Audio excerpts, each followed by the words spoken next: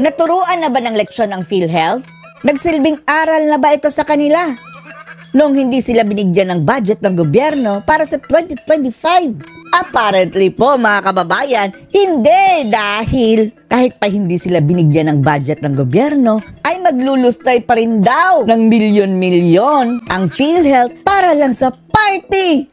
Oh, yun po talaga ang binulgar ng isang whistleblower mga kababayan na si Dr. Liachon. Oh, isang dilawan yan ha. Huwag niyong sabihin, pakawala yan ni Duterte. Anti-Duterte yan mga kababayan. Binulgar niya na sa likod ng zero budget ng PhilHealth ay may gana pa itong maglustay ng 137 million mga kababayan para sa kanilang anibersaryo. At alam nyo ba kung ano ang sagot ng PhilHealth? Fake news si Liachon. Dahil initially mga kababayan ay sinabi ni Liachon na para yung sa Christmas party at anniversary. Ang sabi ng PhilHealth, fake news. Dahil hindi naman daw ito pag Christmas party. Para daw ito sa kanilang anniversary mga kababayan sa February. Oh. Pero hindi nila dininay mga kababayan na may ganoong budget talaga na 137 million plus almost 138 million para sa kanilang anniversary party at aprobado daw ito ng gobyerno. O ganon pa rin, di ba?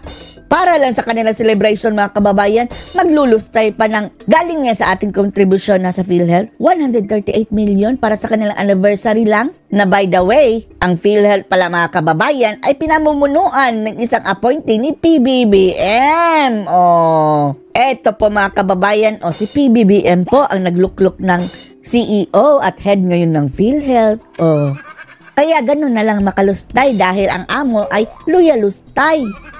At baka magagalit na naman sila mga kababayan. Anong paglulustay? Hindi paglulustay yung 137 million sa isang event lang? Tingnan natin mga kababayan ha kung saan ang pinagagamitan nila nito. Ito po ang dokumento mga kababayan na nilabas si Liachon na paggagamitan ng PhilHealth. Oh, ito lang gastos sila para sa newspaper mga kababayan. Ano to? Ibabalitan nyo na mag-anniversary ang PhilHealth? Gagastos ng 6.8 million pesos. For what? Para sabihin sa mga tao na, anniversary namin. Kailangan pa bang i-advertise yung PhilHealth? Alam na ng lahat ng tao yan eh. Compulsory na nga ang lahat na maging miyembro. At karamihan dito mga kababayan ay yung mga giveaways. O, special token na jacket, 13 million mga kababayan ang worth. Tumbler, 4 million. T-shirt, 3 million. Button pins, kalahating milyon. Bag, 1 million. Pati nga dasal mga kababayan. Mayroong budget. Misa, may budget. Mga giveaways, milyon-milyon mga kababayan. Ang dami pong mga tokens and giveaways. Hindi pa ba paglulustay yan? Ganyan ba kayo mag-manage ng pera ng PhilHealth? Samantalang, para lang yan sa mga empleyado mga kababayan? Tapos yung nagbabayad talaga, yung mga may sakit, kakarampot lang. Sana doon nyo binigay ang mga giveaways na yan. A total of 137 million po mga kababayan para sa kanilang anibersaryo. At sinabi pa nilang fake news daw, misinformation daw si Liachon dahil initially nasabi ni Liachon para sa Christmas party. Pero ganun pa rin, kahit sa anniversary yan, maglulustay pa rin kayo ng pera, mga ungas. Panoorin nyo po ang ulat ha. First of all, Doc Tony, saan nyo po nakuha itong dokumento ng PhilHealth expenses? PhilHealth Director kasi ako ng 2016-2019. May mga mababait pong mga tao doon na nagpapakita po ng... Galing po sa kanya ang dokumento mga kababayan na binigay rin sa kanya ng mga concerned citizens. Accountability ng board na hindi nakikita. So, pinasa po sa akin yan. Maging yung mga ilan ko pong mga expose sa Senate, nakukuha ho kasi natin yan doon sa mga taong nagmamalasakit para hindi malustay ang pera. So, it's all up. Eto na, lustay na nga mga kababayan. Naparusahan na ba? Naturuan na ba ng leksyon? Escudero? Apparently hindi dahil naglulustay ng pera, Zinero budget nyo. Kung gusto nyo talaga ng parusa, alisin nyo itong nilagay ni Bangag mga kababayan na head ng PhilHealth.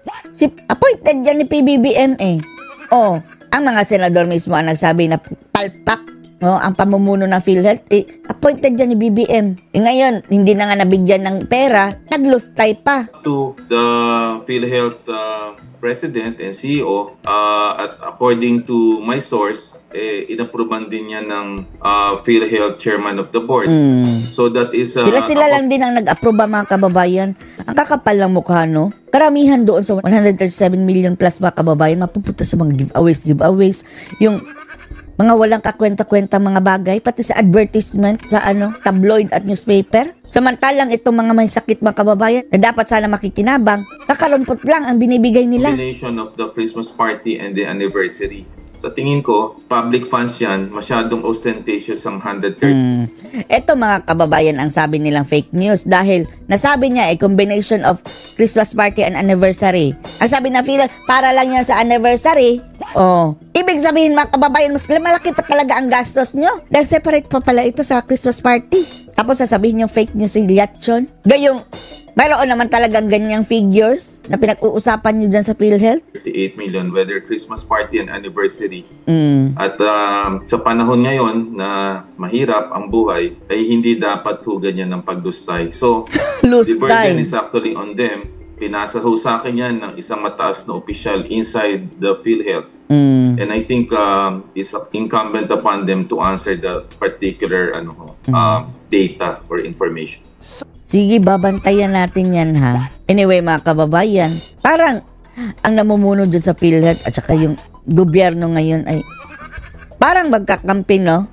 Pareho sila ng purpose mga kababayan, gustayin ang pera dyan.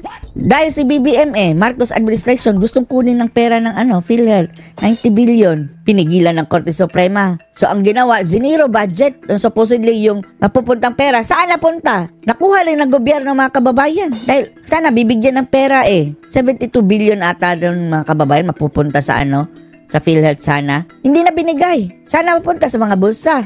And then, eto mga kababayan, ang PhilHealth na dapat sana ay maturuan ng leksyon.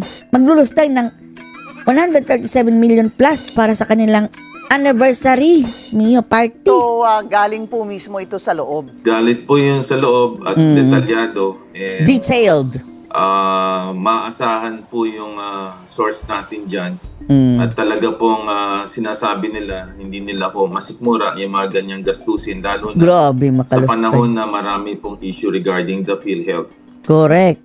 Meron pong 6 million special newspaper feature in national broadsheets and tabloids. 6 million pa newspaper. Meron din pong coffee table book na 3.5 million. Coffee table book? Sa tingin nyo, importante pa yan mga kababayan, giveaways. Meron din pong, ito mataas to, 32 million. Sports meat? Yeah. Ano ho yun? 32 million. Those are items na for the celebration So, items for celebration lang mga kababayan. 32 million. Tapos may jacket pa. Ang sabi sa akin ng source, combination yan ng Christmas party and anniversary. Pero sa akin, napakalaki ho ng 138 million. Opo. Ang sabi ng PhilHealth, pang-anniversary lang daw. So iba pa rin ang gastos doon sa Christmas party. Pinagbukan niyang fake newser si mga kababayan Liatchon dahil February pa naman daw sa anniversary. Gayon pa rin, gagastos pa rin. Iba pa ang gastos sa Christmas party. Tingnan niyo mga kababayan kung ano ang kabalastugan ng PhilHealth na ito. Anong masasabi niyo dito mga kababayan sa paglulustay ng mga bata ni Bangag? Ano masasabi niyo dito? Post your comments below.